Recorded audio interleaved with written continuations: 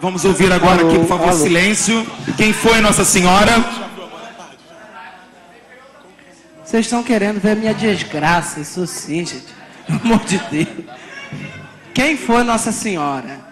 Então, Nossa Senhora foi aquela escolhida desde toda a eternidade para receber o Verbo encarnado, para receber aquele que nos salvaria. Então, ela desde toda a eternidade foi escolhida, preservada sem a mancha do pecado original, da qual todos nós nascemos portadores e somos lavados no batismo, para receber Jesus Cristo, aquele que viria nos salvar. Então, ela teve essa missão em ser a portadora do Verbo. Eis que o Verbo se fez carne através de Maria. Eis que o Verbo pôde salvar a humanidade através de Maria. Maria foi aquela que é a mãe do autor da vida. A mãe do autor daquele que passou pela nossa história também.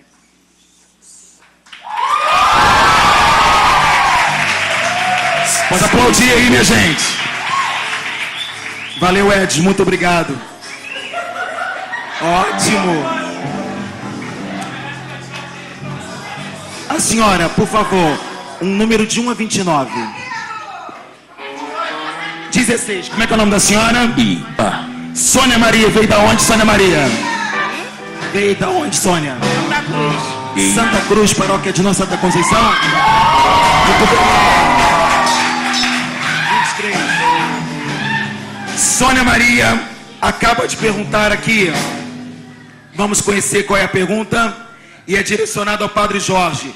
Ser padre é mais valioso que ser casado?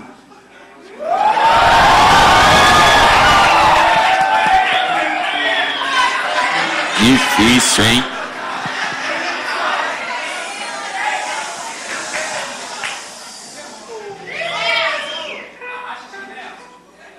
Bom, primeiro, eu nunca casei, eu não sei dizer se é mais valioso o sentido da vida a dois, né? Mas cada vocação, ela tem o seu valor diante do plano de Deus, diante da revelação de Deus. Não existe uma comparação qual o melhor, qual o pior. Cada vocação tem o seu valor, tem o significado, sendo que, claro, eu como padre vou dizer que é uma missão sobrenatural, porque ser padre é uma missão sobrenatural, e o ser casado é uma missão comum, natural, né? Todo mundo casa, todo mundo quer casar, mas o ser padre é uma missão sobrenatural. E eu, claro, que vou dizer que ser padre é muito especial, né? Inclusive Nossa Senhora disse que nós somos os filhos prediletos dela, né? Não tem.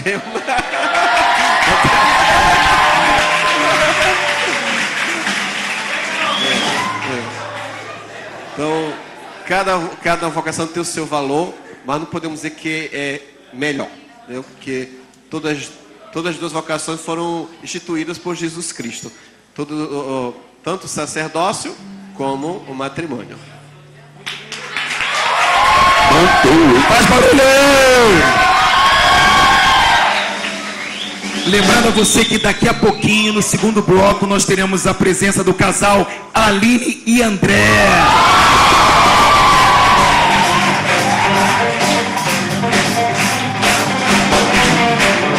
Mas você, por favor, vem aqui.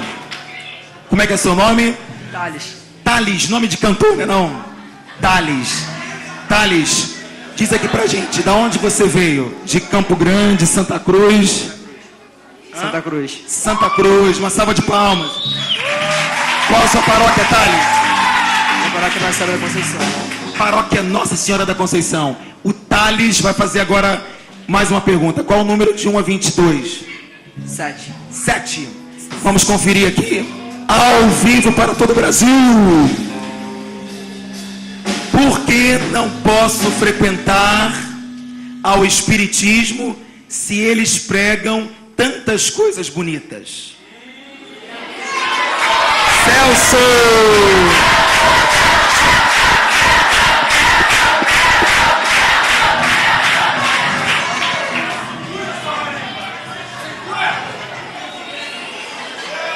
Eita, nós, hein?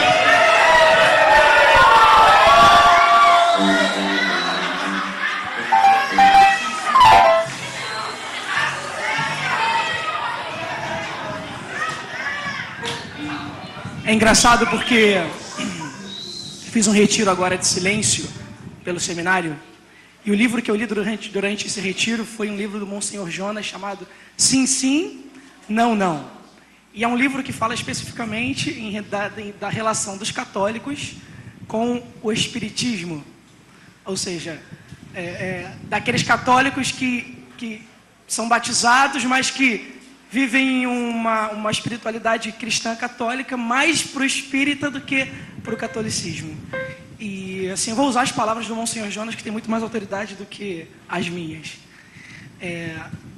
O livro passa do início ao fim, fazendo uma grande exortação, uma grande denúncia para aqueles que praticam o espiritismo ou se deixam conduzir, ser levados por essa falsa doutrina, né, que, como disse a própria pergunta, a partir de mensagens bonitas, ou seja, a gente pode até lembrar de quando a gente prega, a gente diz assim: o pecado, ele não vem dizendo o que é, mas vem embrulhado para presente. Não é verdade? Se fosse claro aquilo que é, de fato, ninguém pecava. E a mesma coisa nós nos relacionamos com essas outras religiões, de modo específico com o espiritismo. Porque, na realidade, a gente pode tocar até um pouco no contexto histórico, porque a própria religião do espiritismo, enfim, de outras seitas de macumba, né? Enfim, com denominada umbanda, candomblé, etc. Cultura afro, de modo geral. E também tem as chamadas de mesa branca, né? E segundo as palavras do Monsenhor Jonas, diz o seguinte, que aquelas revelações que nós encontramos, né? Geralmente as pessoas vão buscar falar ou ouvir mensagens de pessoas que já morreram, né? E às vezes encontram situações que somente ela e aquele familiar sabia. E isso encanta as pessoas.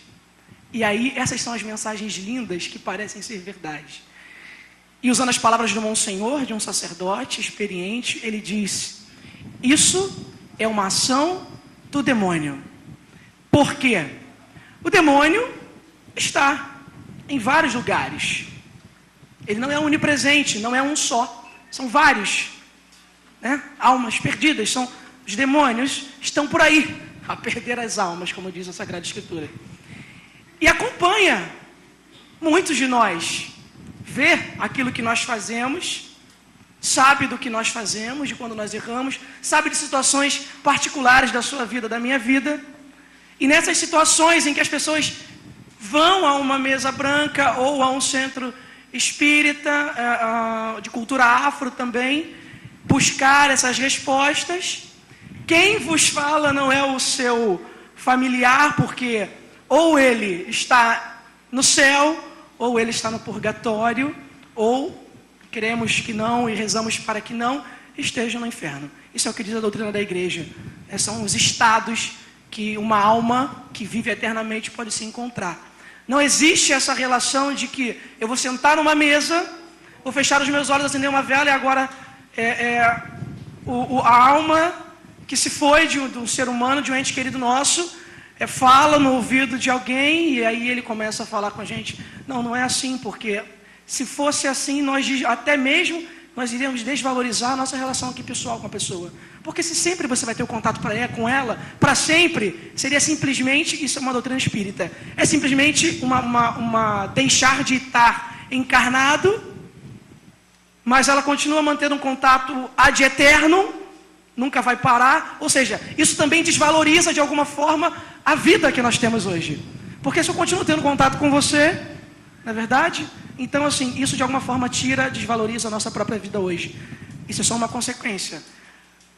E essa inspiração, esses detalhes, usando as palavras do Monsenhor, são espíritos, né, que seguem a Lúcifer, que inspiram e que dizem situações específicas da sua vida para aquela pessoa, e assim essas pessoas são enganadas com palavras bonitas e até mesmo situações que aconteceram na sua vida, mas que não são verdade. Não no sentido de que não aconteceu, porque como nós dizemos, como eu disse, o inimigo de Deus, os espíritos imundos, veem o que você faz. E por isso sabem e podem contar depois aqueles médiums que se abrem a esses espíritos também impuros. Né? Então, são verdades, aconteceu na sua vida. E ele vai dizer algo que aconteceu, sim, mas não é um ente querido seu, lamento informar, e porque provavelmente creio e rezo para que ele esteja no céu junto do Senhor. Então, em relação à cultura afro, já vou aproveitar o ensejo para falar também, porque também há um espiritismo descendente, né, que vem da cultura afro, da macumba, da umbanda, né, de modo geral. Enfim, que tudo isso começou... Pode falar sobre isso? Tem um problema de ter resposta? Tá, desculpa, então vou ser rápido. O pastor falou, bateu o cajado. Rapidinho, olha só, é assim. Quando os africanos foram escravizados, a cultura afro foi escravizada para cá, eles tinham a necessidade de cultuar aquela que é a religião, os deuses deles, né? E os mestres de fazenda, os donos de fazenda, eram católicos, portugueses, enfim, etc. E não permitiam que eles cultuassem a religião afro deles. Eles obrigavam os escravos a ser católicos, a praticar a religião católica, que era a religião deles. Eles eram os senhores daquelas pessoas, e eles empunhavam, né, se não é um neologismo, se não é a palavra errada, se existe, né, eles obrigavam que aqueles homens, os escravos, cultuassem as imagens católicas, né, tivessem a devoção. E o que eles fizeram para poder continuar praticando a sua religião afro, cultuando os seus deuses, né, enfim, esses espíritos que para eles são deuses? Eles começaram a colocar as imagens católicas em altares e praticavam o culto afro. Por isso, hoje, nós temos como consequência um sincretismo religioso muito grande em relação a essas culturas afro e a religião católica, né? Sobretudo no estado da Bahia. Porque lá, enfim, isso veio gerando consequências históricas, chegou até hoje. Por isso que no centro de Macumba você vê uma imagem de santo católico, mas eles não cultuam o santo, que tem uma história de santidade, de virtude. Não tem nada a ver. Na realidade, os que vivem e praticam a religião afro hoje acabaram adquirindo isso na história, mas não tem nada a ver uma coisa com a outra, tá bom? Mandou. E a gente, a nossa audiência cresceu, e quem está em casa agora está ouvindo o programa, são milhares de ligações. E tem um convidado especial que estava em casa, porque já avisaram que ele já está no estúdio, já chegou. Tem uma pessoa que estava em casa e quando ouviu aqui as respostas, ele ficou com vontade de vir participar do programa. Diretor, por favor. Isso. Cadê? Tá aí? Convidado chegou? Uma cadeira aqui, por favor, porque o programa ao vivo é assim. Cadeira aqui especial para ele. Programa ao vivo para todo o Brasil. Pode chamar, por favor? Com bastante alegria, nós queremos trazer aqui ao nosso palco, Padre Sérgio!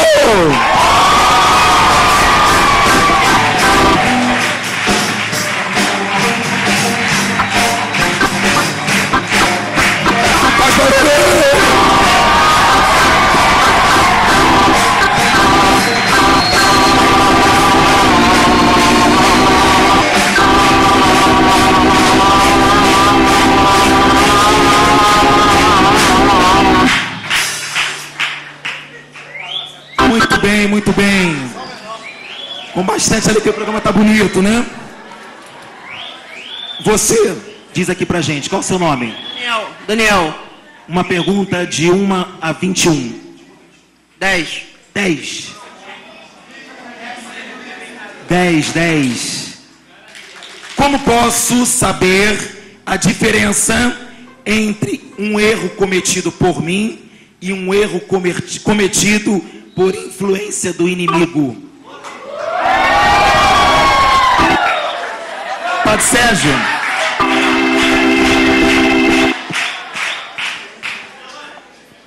Isso é muito fácil. Metido, hein?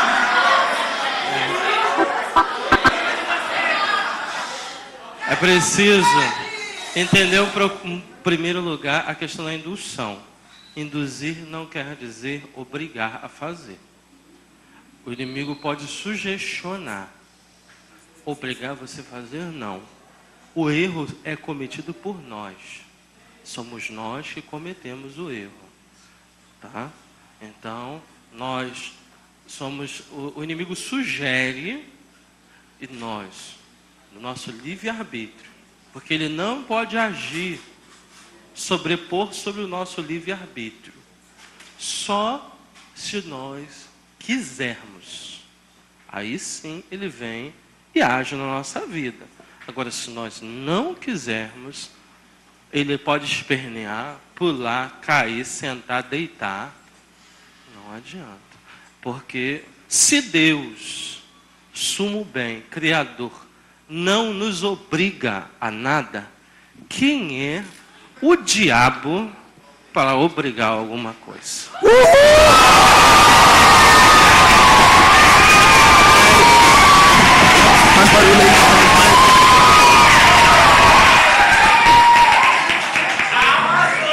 Muito bem. Mais uma pergunta, dá tempo? Mais uma. Você, número 1. Como é que é seu nome? Vitor. Dá um alô para quem está em casa, dá um tchauzinho ali para quem está em casa. Vitor, qual a mensagem que você deixa para quem está te assistindo agora em casa e está assim pensando, puxa vida, o padre anunciou na paróquia, eu perdi essa oportunidade. Dá uma mensagem para quem está em casa agora. Vem se libertar com a gente, vem. Ótimo.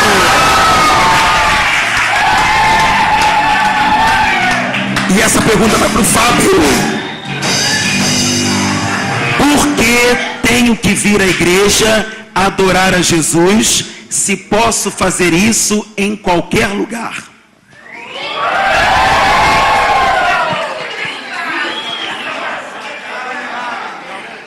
Eu teria 2 caminhos a seguir nessa resposta, né? O padre Paulo Ricardo tem uma resposta muito boa sobre isso, que ele fala sobre o neoprotestantismo, que é aquele tipo de, entre aspas, cristão, que diz que acredita em Deus, mas que não precisa ir à igreja, vive tudo em casa, mas ele mesmo cita e dá suas próprias regras. Eu acho que não é por aí. Enfim, se você crê em Cristo, primeiramente você crê que temos uma regra, alguém para ditar nossas regras. Você não pode ser nós mesmos a ditarmos as nossas regras. Mas enfim, eu prefiro olhar para um outro lado, o lado do simples da coisa.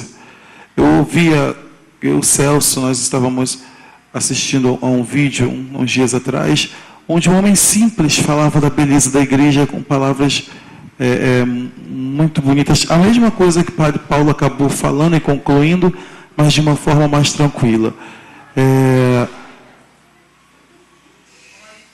Quando nós quebramos um vaso, se ele ficar na nossa casa, ele vai permanecer quebrado. Talvez vá para o lixo. Só há um lugar que você pode levar o vaso quebrado para que ele possa ser edificado, reconstruído. Reconstruído é a palavra, não é nem restaurado, é reconstruído. No oleiro, na olaria. Alguém conhece uma olaria? Alguém sabe o que é uma olaria? A olaria é um lugar onde se constroem vasos de barro. E o oleiro é aquele homem que trabalha na olaria e que consegue pegar aquele vaso quebrado, aqueles cacos, e transformar num vaso novo e bonito. Só na olaria se reconstrói. Em casa não se reconstrói. Eu vejo a olaria como a igreja e Deus como o grande oleiro de nossas vidas. Sem Deus nós permanecemos quebrados. Como dizia Padre Antônio José há um tempo atrás, a igreja é o pecador. A igreja somos por nós e para nós que somos vasos quebrados. Como na leitura de Zaqueu, que Zaqueu senta à mesa com Cristo, a igreja é a casa de Zaqueu. A igreja é a casa dos pecadores. Se alguém se acha santo o suficiente para não ir para a igreja, não deveria estar aqui, já devia estar no reino dos céus. Se estamos aqui, necessitamos estar com Cristo. Necessitamos estar na igreja. Necessitamos a todo tempo ser reconstruídos. É isso. Muito bem.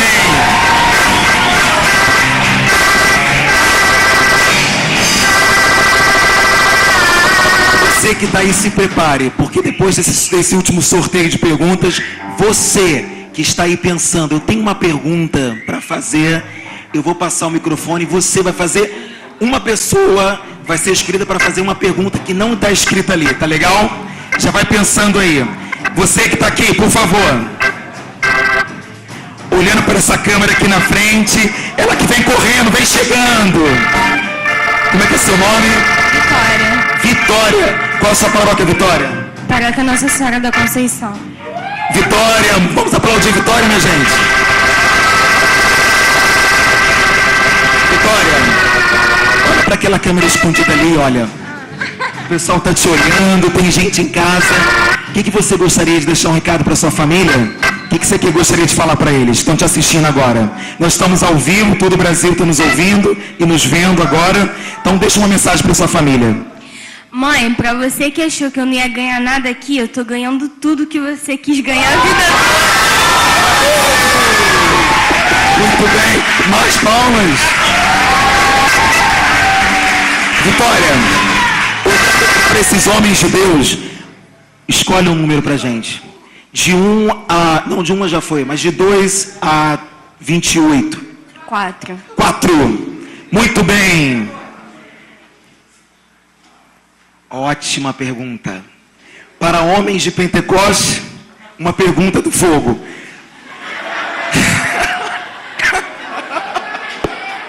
Essa pergunta aqui. Para quem?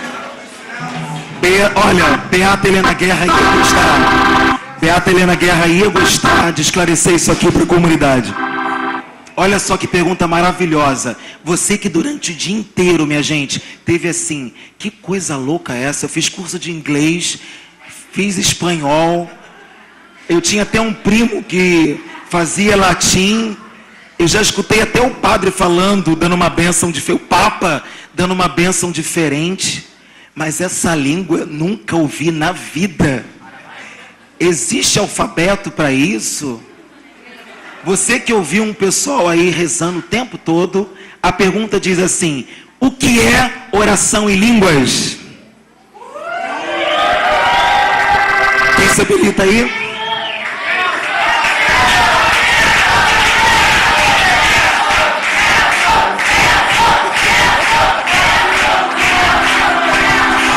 Então o Padre Jorge vai responder pra gente.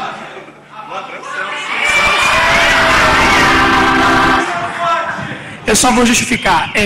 Claro, eu poderia responder, mas ele é o sacerdote, eu acho que, como representante da igreja, A autoridade dele é maior do que a minha.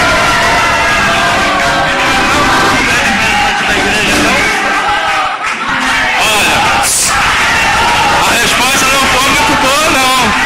Você não é representante da igreja, não, meu filho. Batizado, né?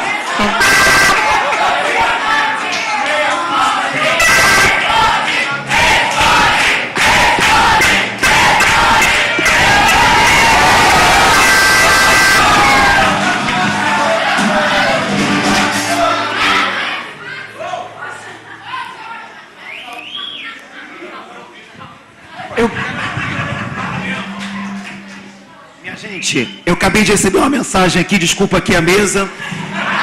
Peço perdão a quem está nos vendo em casa, nos ouvindo, mas estamos ao vivo e inclusive acabamos de receber uma ligação. Meu diretor veio me avisar que sabe quem está ouvindo o programa? Monsenhor Jonas Abib. E minha gente, quando nós falamos essa pergunta, vocês não imaginam a audiência do nosso programa. E eu vou pegar um outro convidado que acabou de chegar. E esse convidado é que vai responder essa pergunta, tá bom? Eu vou trazer esse convidado que está aqui no meio da assembleia.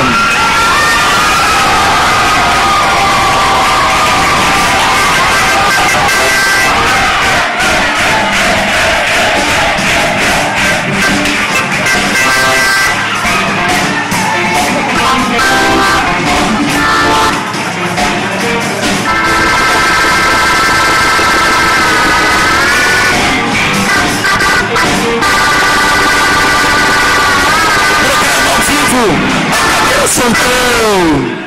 O diácono vai responder aqui pra gente. Junto com o Celso, os dois juntos vão responder? Tá bom? Então, o diácono vai acrescentar e o Celso responde também, tá bom? Tenho que justificar, né? Então, o que acontece? Eu vou usar a patrística usando Santo Agostinho, né? Início da igreja. Santo Agostinho, em um texto, ele fala sobre o cântico de júbilo, que é lido na liturgia das horas no dia de Santa Cecília, né, que é a padroeira dos músicos.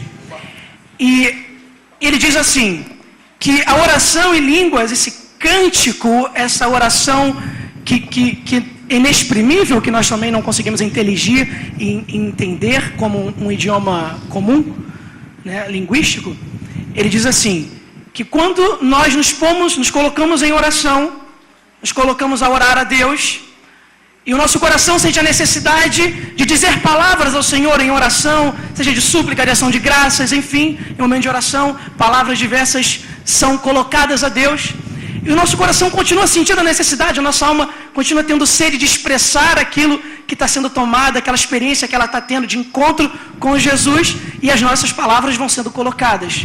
Mas chega um momento que a experiência é grande, as palavras já não conseguem mais expressar a experiência interior de comunhão com Deus que nós estamos fazendo, experimentando, e a nossa natureza, que não consegue mais expressar aquilo que está no nosso interior, começa a cantar, a misturar as palavras, e a nossa natureza, a nossa boca, as sílabas se misturam, e nós continuamos a orar a Deus com esse cântico novo. Isso diz Santo Agostinho. Na palavra de Deus, na Sagrada Escritura, a gente pode encontrar lá já em Pentecostes, no derramamento do Espírito Santo sobre os apóstolos e Nossa Senhora, na cena de Pentecostes, que os discípulos que se tornaram apóstolos, junto com a Virgem Maria, oravam em línguas estranhas. Continuando mais à frente, em outra passagem, São Paulo diz assim, muitas vezes nós não sabemos, no momento de oração, nós estamos orando, nós não sabemos mais como rezar, o Espírito Santo vem em nosso auxílio e ora em nós com gemidos inexprimíveis, ininteligíveis em algumas outras traduções. Ou seja, e a gente pode também usar alguns outros textos, mas para não me prolongar aqui, pedido para ser rápido e objetivo, essa expressão de oração brota de uma experiência de oração e de abandono em Deus. Não vou ler não, porque senão vai demorar, o padre pediu para ser rápido. Obrigado. É porque ele tem a leitura aqui de Santo Agostinho na íntegra, mas a gente pode passar para vocês depois. Então essa oração já é uma experiência vivida na igreja primitiva, lá quando começou. A igreja começa em Pentecostes, com o derramamento do Espírito Santo, um dom que diz, em São Paulo diz, que o dom de línguas é um dom dado por Deus, o menor dos dons, portanto todo cristão está apto a recebê-lo, e você acolhe de coração aberto o dom de Deus, permite que essa oração brote de você, talvez você mesmo não entenda, e assim acontece essa novidade do Espírito Santo, que é a oração em línguas. E tem complementação.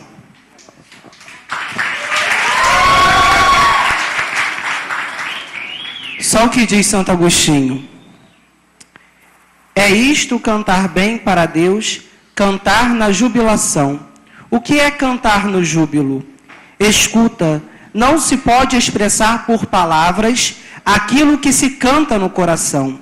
De fato, aqueles que cantam, seja na ceifa, seja na vinha, seja em qualquer outro trabalho cheios de ardor, começam com palavras de cantigas a exultar com alegria. Depois, a alegria é tanta que já não podem dizê-la. Então, abandonam as sílabas das palavras e deixam-se levar pelo som do júbilo.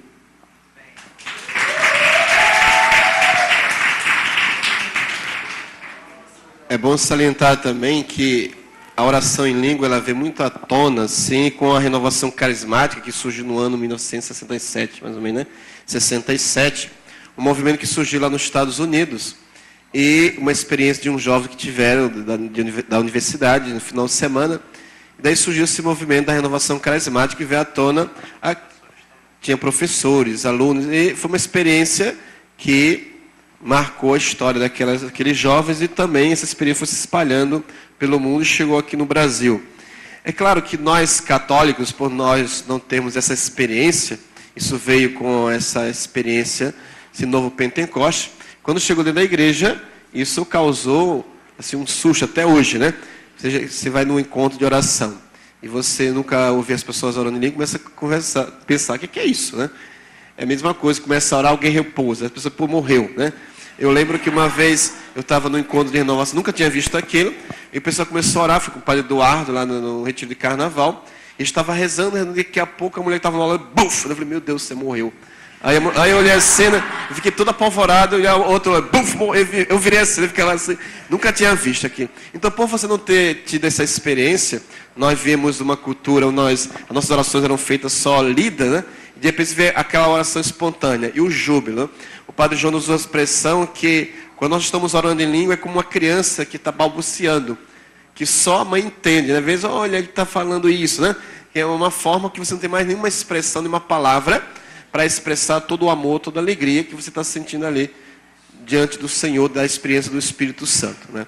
Então é uma graça que hoje, graças a Deus, muitas pessoas têm experimentado a partir dessa experiência de Pentecostes, e que, claro, com o tempo ficou um pouco apagado na igreja, e que veio à tona dentro do movimento carismático.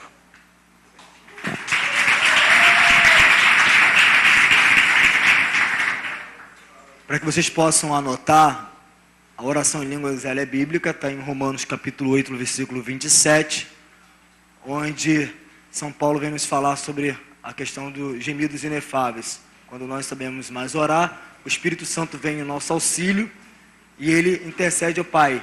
E somente o Pai que conhece o nosso coração, somente o Pai que sonda os nossos corações, sabe o que está sendo dito. E Atos dos Apóstolos, capítulo 2, versículo 42, na vida de Pentecostes, onde os apóstolos estão orando, antes de Pedro começar a pregar para 5.000 pessoas, os judeus falavam, esses homens estão embriagados.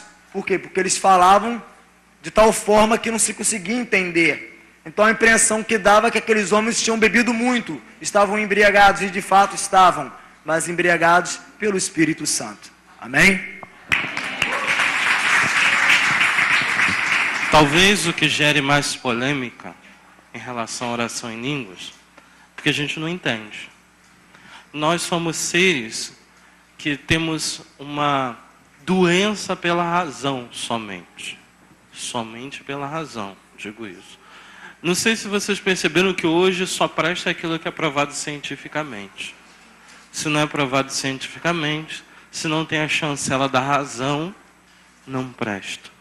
E o mais belo na oração em línguas é que o Espírito ora em nós, pede por nós, né? E se nós cremos na palavra de Deus, Jesus fala no Evangelho de São Mateus, que nós somos limitados, não damos o mal aos nossos filhos, imagine o Pai que está nos céus. Então a oração em línguas é a oração da confiança. É nós confiarmos em Deus, é Ele que está falando por nós, Ele que está pedindo o melhor para nós. E Deus não vai querer o mal para a nossa vida. Então, eu gosto do Papa João Paulo II, que ele fala muito de fé e razão. Isso ele manifestou na vida dele. Ele, quando cardeal, em Cracóvia, um grupo de jovens iniciou os grupos de oração na catedral, autorizados por ele. E aí, certa vez, aqueles jovens reunidos ali, tudo, e aí eles estavam rezando, orando lá em línguas, e aí perceberam que, às vezes, o cardeal ficava olhando. Assim. Aí, um dia, eles estavam em oração, quando eles abriram os olhos, quem estava? O cardeal Carol estava ali no meio deles. E aí, eles olharam, ficaram assustados. Não, nosso cardeal aqui, ele vai quebrar o pau, que não sei o quê. Aí ele abriu os olhos e disse, por que vocês pararam? Rezem por mim assim também. E ele se colocou no meio deles, e eles imporam as mãos e rezaram por eles. Eu soube por um jovem que estava lá naquele dia, um dos meus formadores no seminário. Muito bem, vamos aplaudir, minha gente. O nosso horário está avançado, né? Nós temos muitas perguntas. A mesa queria ainda manifestar. O que houve? O que houve? Alô? Sua Eminência, sua bênção. Sim. Tá certo. Tá bom, muito obrigado. Obrigado, Eminência, sua bênção. Muito obrigado. Reze por nós. Tá certo. Quarta-feira de cinza nos vemos então na catedral. Tá ótimo, muito obrigado. Gente, acabamos de receber uma ligação aqui, Dom Arani, nosso cardeal. Vamos aplaudir. Nosso cardeal está em casa, vendo o nosso programa, e está parabenizando aqui os nossos seminaristas e padres. Muito obrigado por cada... Vamos aplaudir.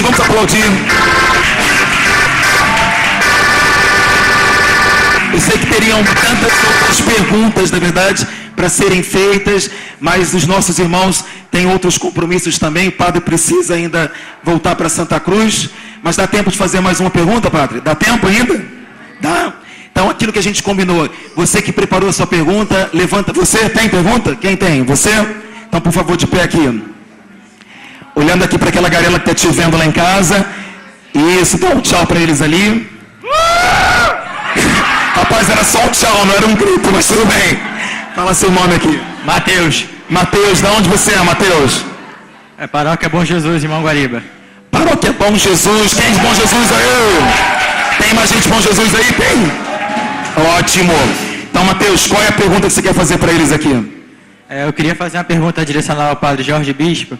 Queria saber qual é a real diferença entre um diácono e um padre, tanto na preparação quanto no serviço para Deus.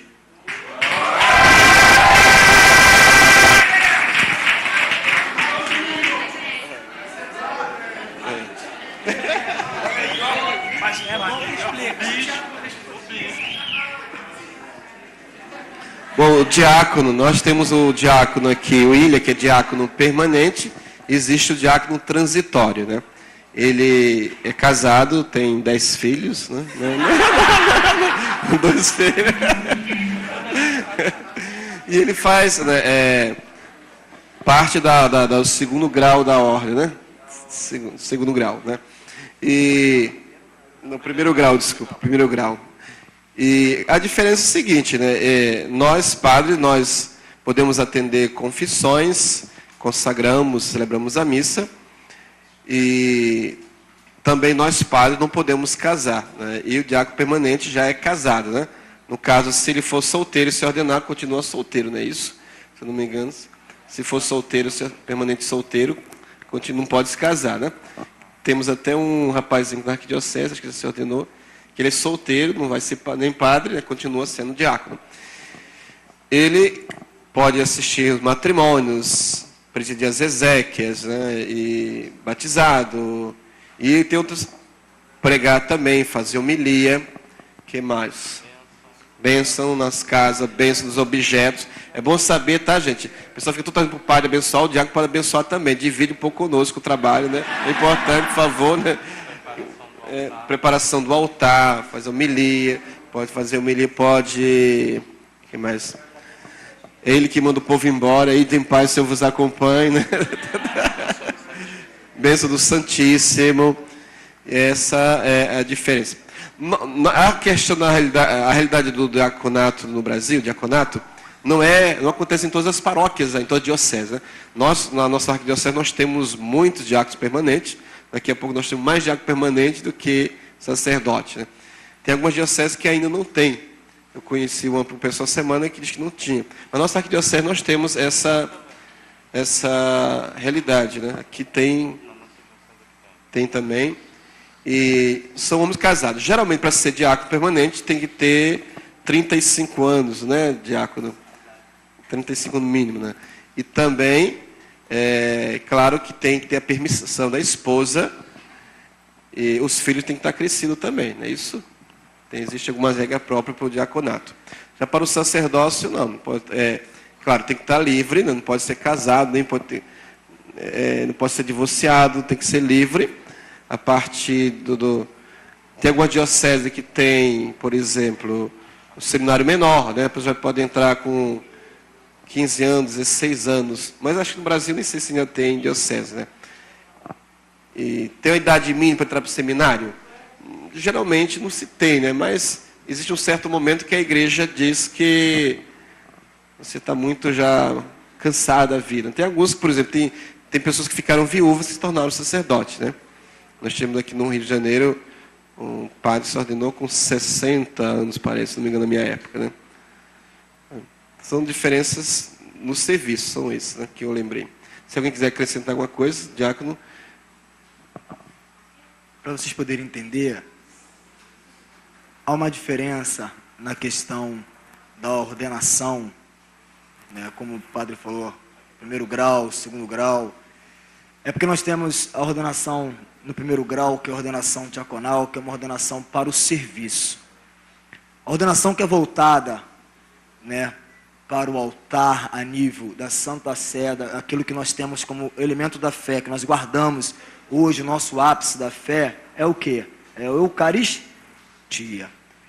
E o sacerdote, eles, né, ao ser ordenado, eles são voltados, né, juntamente com os bispos, na questão desta fé guardada, a questão da Eucaristia. Há uma diferença muito grande que quando eu fui ordenado, nós temos o nosso deitar, mas os diáconos, eles não têm as mãos ungidas, que os sacerdotes têm. Por isso que é dever de todos nós beijarmos a mão dos sacerdotes, porque a mão dele é ungida para isso. Né? Muitas pessoas me beijam a mão do diácono, eu devolvo o beijo, mas a mão do diácono não foi ungida para isso. Né? É muito lindo quem pôde observar uma ordenação sacerdotal, os diáconos, os padres com as mãos amarradas, para que eles possam abençoar. E o interessante é que a primeira pessoa que eles são chamados a abençoar é as suas famílias, os seus entes, que cultivaram neles essa vocação sacerdotal, né, que trabalharam juntos com ele o chamado de Deus. São as primeiras da qual são chamados a abençoar. Por isso que o católico que não beija a mão do sacerdote está errado. A mão dele deve ser beijada, que é a mão voltada para a consagração da Eucaristia, é a mão voltada para o corpo de Cristo, corpo e sangue. Nós, diáconos, somos voltados para o serviço. Nosso trabalho é de serviço. Essa é a função do diácono.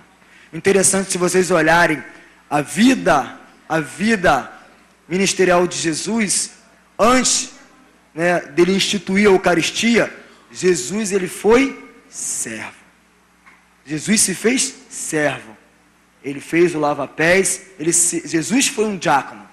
Jesus foi um diácono. Ele institui a Eucaristia para que o sacerdote é aquele que apresenta a Deus quem? Uma oferenda de odor agradável, em prol de toda a humanidade.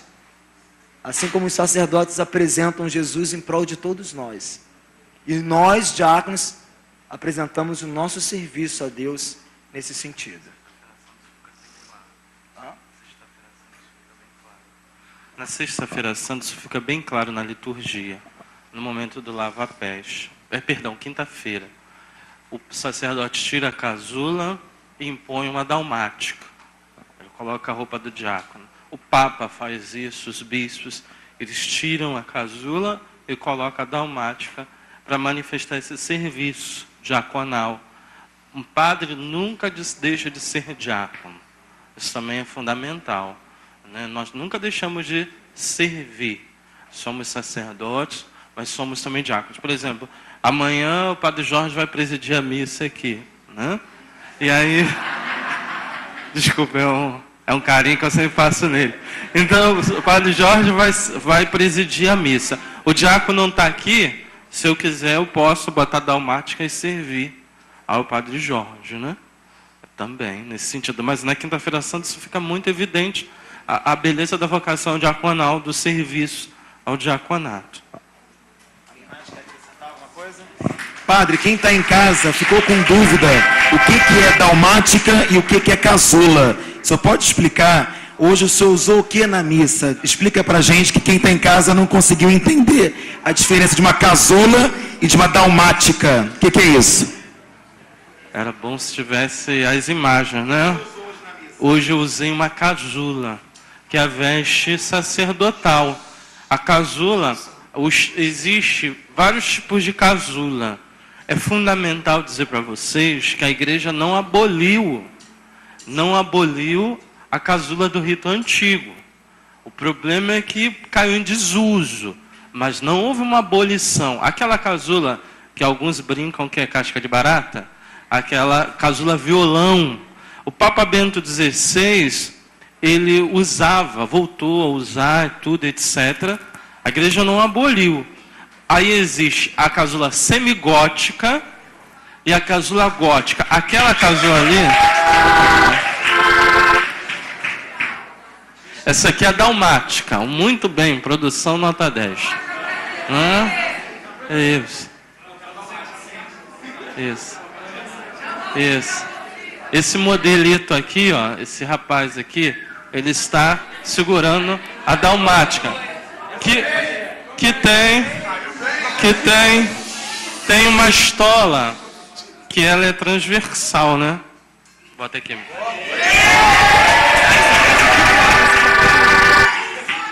Tira da frente para eles verem. Isso. Usa essa dalmática. Eu acho que combina mais a casula, né? Isso. E aí a dalmática, que é essa veste do serviço do diácono. Para a teologia da espiritualidade, muitas pessoas chamam a dalmática também do avental do diácono, né? A manifestação do serviço. E a casula, né? Que tem a estola.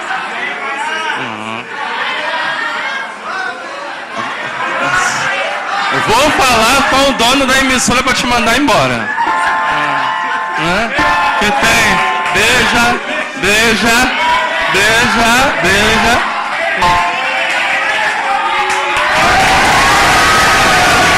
Tem a estola e a casula, né? E a casula, que geralmente, né, pode ser usada. Ah, o meu padre só usa estola, né? Ou meu padre só usa casula. Geralmente, a casula a gente usa nos domingos, né, etc. Não é proibido usar durante a semana a casula. Por exemplo, isso é uma espiritualidade minha, eu não sou melhor nem pior do que ninguém. Eu só celebro missa de casula. Pode ser lá no meu quarto. Eu só celebro de casula. Isso é uma espiritualidade minha. Mas não é crime usar a estola. A estola é para a missa, então. E a dalmática. Então essa é a diferença dalmática casula. Aí tem a batina, né? Cadê um modelito aí para levantar? Né? A batina. Padre Paulo Ricardo, vocês gostam do Padre Paulo Ricardo, né? Ele costuma dizer que é a roupa de serviço do padre, né? Aqui do seminarista. É esse sinal já de consagração a Deus. Apesar deles não terem feito admissão, vocês são admitidos? Não. Mas já vivem essa consagração a Deus, né? Essa consagração, esse sinal do celibato, né? Morto para o mundo, vivo para Deus. Morto para o mundo, vivo para Deus. Então, essa é a diferença. Só para fechar, e só para concluir, a igreja nos orienta, nós, diáconos, que quando nós estivermos com as nossas esposas, que não seja aconselhável nós andarmos de clésimo quando estivermos na rua com as nossas esposas, para que não cause confusão com os fiéis. Porque quem olha, quantas pessoas, às vezes eu faço a celebração da palavra, vou para o final da igreja, a pessoa vem, bença padre. Minha esposa fica lá se mordendo, comendo as unhas. Bença padre. E por mais que eu fale que sou diácono, mas por quê? Porque a veste, né, ela mostra, ela representa o clero. E muitos estão acostumados em ver o clero na pessoa do sacerdote. Por isso nós temos orientação que nós, né, diáconos permanentes, não use clésime que não esteja dentro da nossa comunidade. As pessoas que nos conheçam. Quando eu estiver com a minha esposa de mão dada na rua, eu não fique de clésime, para que não cause confusão aos fiéis, né? Mesma coisa, o diácono, ele não usa, né, a batina. Por quê? Porque ela é própria da quem se fez o celibatário, se mortificou para o mundo em prol do Senhor. Eu tenho a minha vida, né, com a minha esposa, eu tenho que ter no mínimo 5 anos de casado para me dedicar ao diaconato, né? Eu tenho que ter uma estabilidade financeira, um emprego estabilizado. Eu não posso, né, de qualquer jeito, eu quero ser diácono, né, padre? Foi uma luta para mim entrar para a escola. Hoje eu tenho 36 anos, eu entrei para a escola diaconal antes do tempo, mas foi carta para o Papa daqui, Papa de lá. E tudo, é claro, diante daquilo que a Santa Sé nos orienta e permite que nós cheguemos. Tá ok? Vamos aplaudir. Foi bom, valeu. Vamos para os nossos comerciais rapidinho, porque daqui a pouquinho nós queremos convidar Aline e André. Uma salva de palmas aí para os nossos convidados. Voltamos já.